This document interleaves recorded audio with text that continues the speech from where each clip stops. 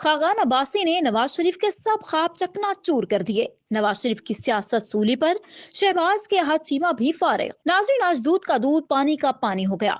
नवाज शरीफ की सियासत पर पानी फिर गया। वज़ीर आज़म बनने की तमाम ख्वाहिशात पर अपनों ने ही पानी फेर डाला। लंदन प्लान से लेकर पाकिस्तान प्लान कर सब कुछ फारिग। मरीम नवाज, हमजा शहबाज, सलमान और हुसैन नवाज की भी कहानी अब हुई खत्म। खान के हक में बड़ी खुशखबरियां पहुंची। अडियाला जेल इलेक्शन से कबल ही बड़ी खबरें। शाहिद खाकान अब्बासी का बयान ने कोहराम मचा दिया। नवाज शरीफ को लेने के देने पड़ गए। सारी उम्मीदों का सत्यानाश। शाहिद खाकान अब्बासी की जबान से निकला एक एक लफ्ज हकीकत निकला। एकदम सब कुछ तब्दील। अदालत से मिलने वाला रिलीफ और सेटिंग किसी काम ना सकी।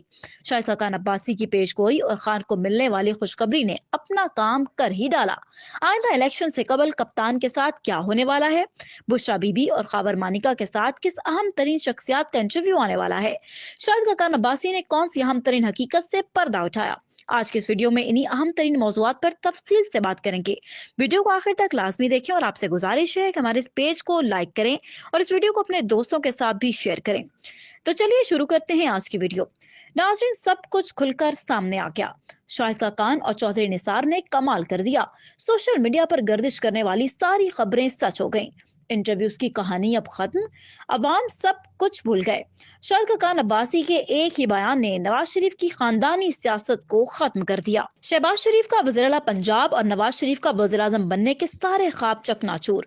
पाकिस्तान एक बार फिर से पीटीआई के झंडों से भरने का वक्त। इमरान खान से मुताल्लिक वही खबरें आ गईं जिसका इंतजार था। बड़ी खबरें आने लगी। शाहिद खाकान अब्बासी के पास अंदर की खबर कैसे आई और इसको ब्रेक करने या करवाने के पीछे असल वजह क्या थी। बिलाखिर मौजू के असल हिस्से की जानिब बढ़ते हैं।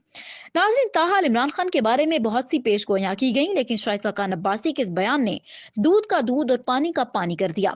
न सिर्फ नवाज शरीफ बल्कि मौलाना फजल रहमान की पार्टी और आसिफ अली जरदारी की पार्टी को भी बर्दाश्त से बड़ा धचका लग गया।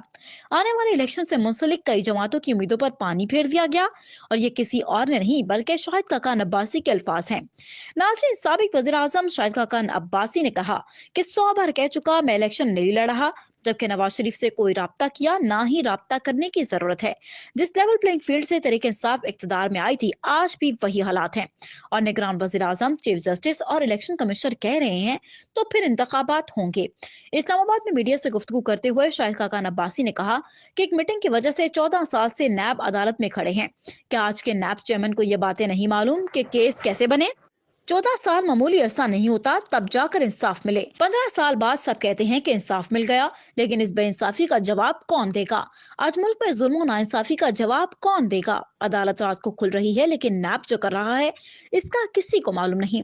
डॉन न्यूज के प्रोग्राम खबर से खबर विद नादिया मिर्जा में गुफ्तगू करते हुए शाहिद खाकान अब्बासी ने कहा कि अगर इंतखाबी अमल पर उंगलियां उठी तो ये मुल्क के मफाद में नहीं होगा, क्योंकि इंतखाबात को मशकूक बनाएंगे तो मुल्क नहीं चल सकता और आइंदा इंतखाबात में कोई जमात 2/3 अक्सरियत तो दूर सादा अक्सरियत भी हासिल नहीं कर सकेगी। लेवल प्लेइंग फील्ड न मिलने का बयानिया, लाडले और सिलेक्टेड प्लस जैसी बातें इलेक्शन को मशकूक कर रही हैं। अगर इंतखाबात पर उंगली उठी तो ये मुल्क के मफाद में नहीं, लिहाजा इस तासुर को खत्म करने की जरूरत है। उनका कहना था कि इंतखाबात ने वैसे ही मुश्किलात का बाइस बनना है। इंतखाबी अमल पर उंगलियां उठाई गई तो यह अमल मुल्क को तबाही के रास्ते पर ले जाएगा।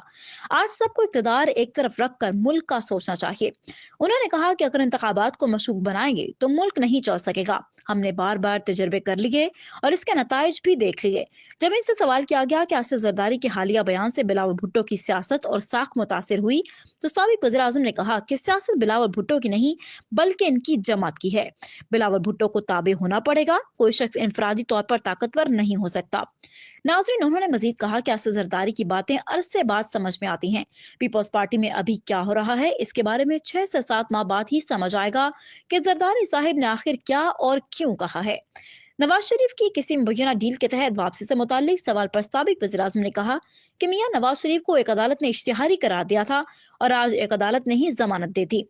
आइंदा इलेक्शन में हिस्सा न लेने से मुतालिक सवाल पर उन्होंने कहा कि वो मुल्क की मौजूदा सियासत से इत्तेफाक नहीं करते क्योंकि ये मुल्की मफाद में नहीं है, इसीलिए वो इसका हिस्सा भी नहीं बनना चाहते हैं। इंतखाबात में कोई भी जमात अक्सरियत हासिल नहीं कर सकेगी और इलेक्शन के बाद मखलूत हुकूमत बनेगी। इसमें फैसले इत्तफाक राय से किए जाते हैं। इमरान खान ने भी मखलूत हुकूमत बनाई और कहते रहे कि बाजवा साहिब उन्हें काम नहीं करने दे रहे। जब इनसे सवाल किया गया कि नवाज शरीफ 2/3 अक्सरियत का मुतालबा किससे कर रहे हैं, तो उन्होंने कहा कि मियां साहब अवाम से मुतालबा कर रहे हैं, जो कि बिल्कुल जायज है। अलबत्ता 2/3 तो दूर की बात, आज कोई जमात सादा अक्सरियत भी हासिल नहीं कर सकती है। जब इनसे सवाल किया गया कि क्या नवाज शरीफ वज़ीर आज़म बन सकते हैं, तो साबिक वज़ीर आज़म ने कहा कि अगर नवाज शरीफ 3 बार वज़ीर आज़म बन सकते हैं तो चौथी बार भी बन सकते हैं। नाज़रीन, जहां आपको एक अहम खबर देते हैं कि इलेक्शन कमीशन ने निगरान वज़ीर आज़म अनवरुल्लाह काकड़ के मशीर बराए एस्टैब्लिशमेंट आहद चीमा को ओहदे से हटाने का हुक्म दे दिया है।